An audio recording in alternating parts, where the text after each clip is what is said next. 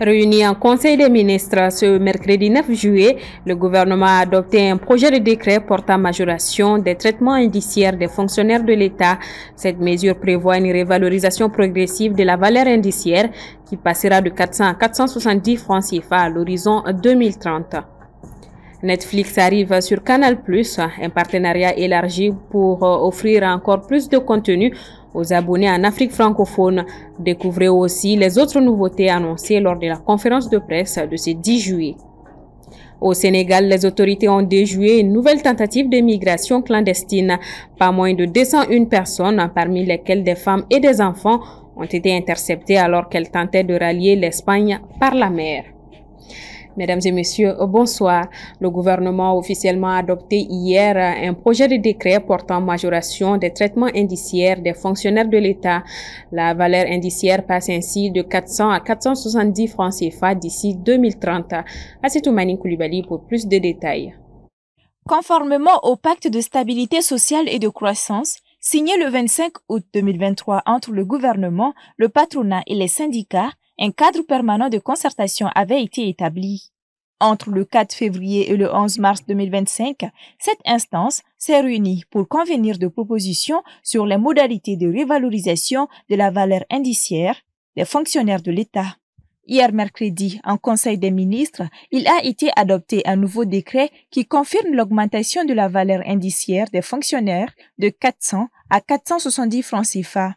Cette mesure devrait se traduire par une hausse concrète des salaires bruts des agents publics proportionnelle à leur indice salarial. Pour rappel, en 2014, lorsque nous sommes arrivés à la tête de l'UNTM, lors du congrès, ça faisait partie de l'augmentation de la valeur indiciaire en son temps. Et le gouvernement avait beaucoup traîné les pas, ce qui nous avait amené finalement jusqu'à déposer des préavis de grève, aller dans des négociations, des échecs, ensuite des retours. Et au finish, quand même, nous sommes parvenus à des 330. On s'est retrouvé finalement à 400 francs la valeur indiciaire. Ce qui concerne l'actuelle augmentation, pour rappel, il y a eu la conférence sociale. La conférence sociale qui a abouti à beaucoup de recommandations, et parmi lesquelles il y avait cet aspect.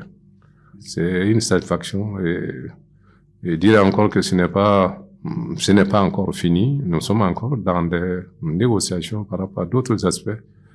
Une évolution qui marque un tournant historique pour les fonctionnaires maliens.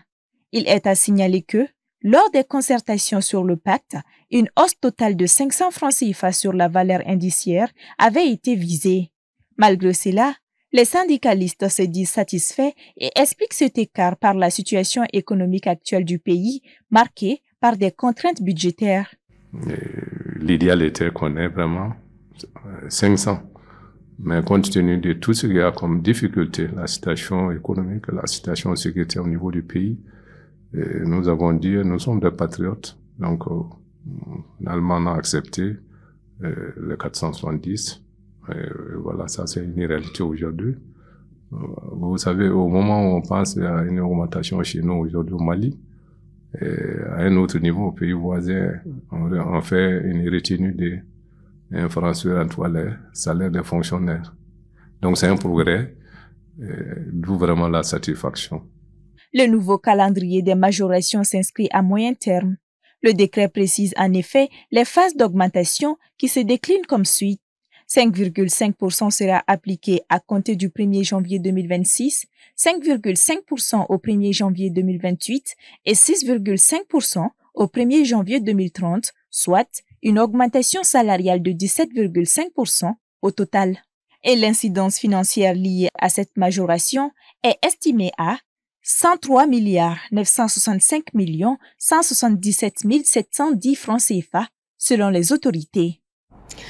79%, c'est le taux de vaccination contre la peste des petits ruminants en 2024. Une campagne menée par le gouvernement dans le but de protéger un grand nombre de têtes de petits ruminants contre cette maladie afin d'améliorer la productivité et la résilience du secteur. Soumaïla Fani.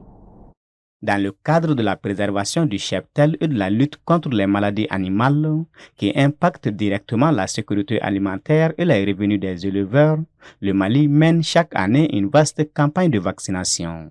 La campagne, comme vous l'avez si bien dit, elle concerne toutes les maladies animales contre lesquelles les services vétérinaires mènent le combat pour éviter à ce que notre cheptel paye le lourd tribut.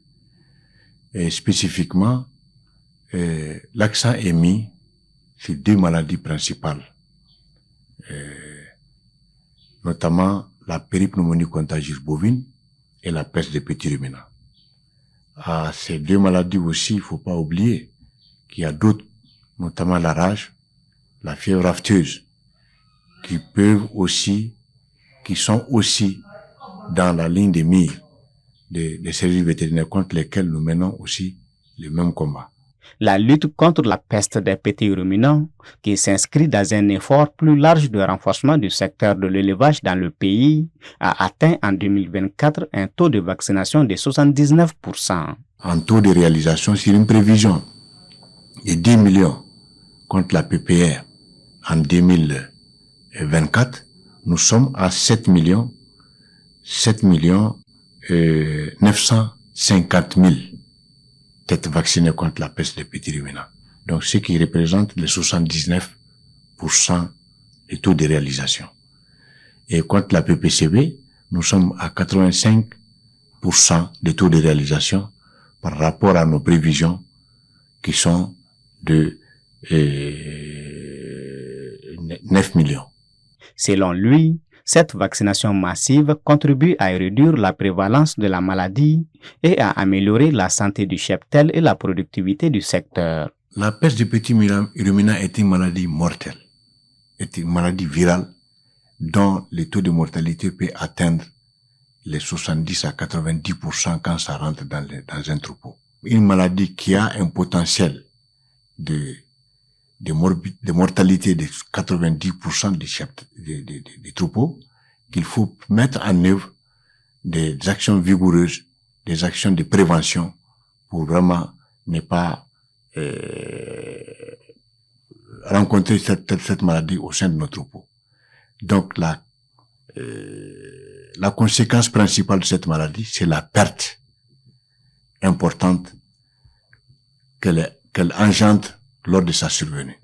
Selon le directeur des services vétérinaires, le Mali prévoit d'éradiquer d'ici 2030 ces deux maladies animales, à savoir la peste des petits ruminants et la péripneumonie contagieuse bovine.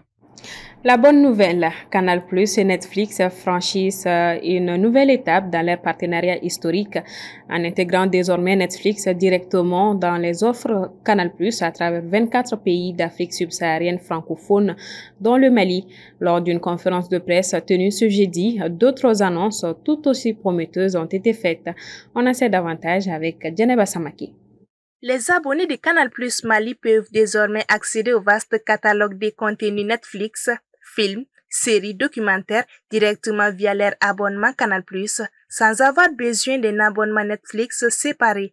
Cette innovation est le fruit d'un partenariat avec Netflix qui permet à Canal+ de renforcer sa position d'agrégateur de contenus en proposant une offre encore plus complète. Et aujourd'hui, le réel défi, c'est de toujours continuer à offrir le meilleur des contenus pour combler le besoin de nos abonnés. Et c'est dans cette optique qu'on a décidé de faire ce partenariat avec Netflix. Aujourd'hui, en Afrique francophone, nous sommes les premiers distributeurs de contenu à intégrer Netflix dans nos programmes. Afin de célébrer ses abonnés, Canal+ lance une nouvelle version de sa formule Tout Canal+, proposant une offre incomparable afin de faciliter l'accès des formules et contenus Canal aux abonnés.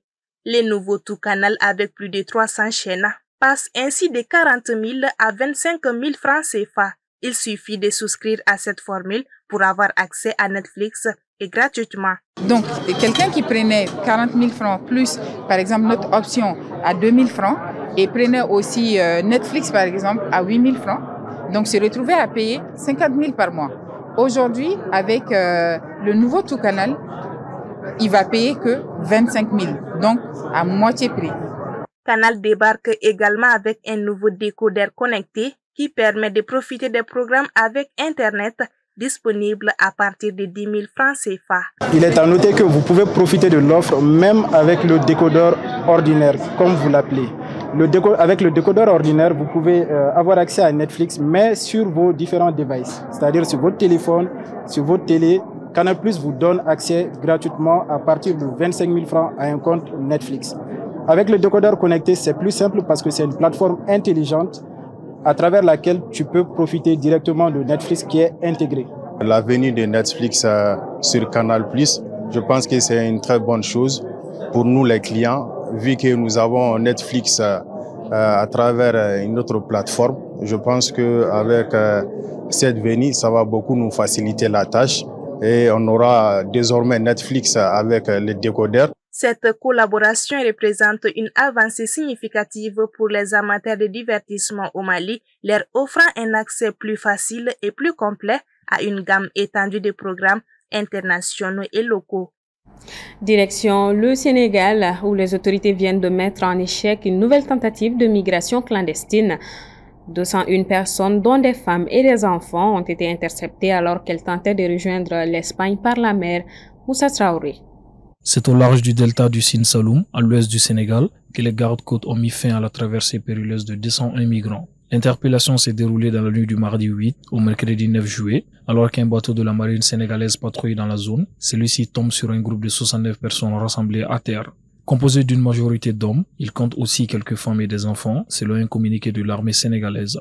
132 individus étaient quant à eux cachés dans une pirogue qui se trouvait juste à côté, prête à partir en direction des îles Canaries. Composé d'une multitude de bras de fleuve, appelés bolons, qui débouchent directement sur l'océan Atlantique et transforment la zone en un véritable gruyère difficile à contrôler, le parc naturel de Sine Saloum est devenu depuis un an l'un des principaux points de départ des candidats à l'émigration clandestine depuis le Sénégal. Pour beaucoup, le rêve européen reste plus fort que les risques encourus. Pauvreté, chômage et manque de perspectives poussent de plus en plus de jeunes à tout abandonner pour tenter l'aventure. Dans cette affaire, tous les passagers ont été remis aux services compétents pour identification, assistance sanitaire et retour dans leur localité. Mais sur le terrain, la lutte reste difficile. Ces départs clandestins sont souvent organisés de nuit, loin des regards, avec la complicité de réseaux bien structurés. En 2023, plus de 12 000 migrants ont été interceptés au large du Sénégal selon les chiffres officiels. Un nombre en constante augmentation signe que la crise migratoire reste un défi majeur pour le pays et toute la sous-région.